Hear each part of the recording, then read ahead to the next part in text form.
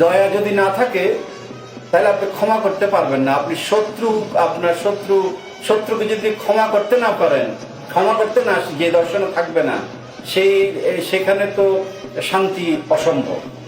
তো এই জন্যে আমরা শুধু ভুলটা দেখি একজনের, সে যে 90টা শুদ্ধ করলো এটা আমরা দেখি না, 10টা হয়তো ভুল করলো কিংবা 2টো ভুল করলো, ওটা দিয়ে আমরা একজন মানুষকে বিচার করতে বসি। এটা একটা নেগেটিভ অ্যাটিচিউড।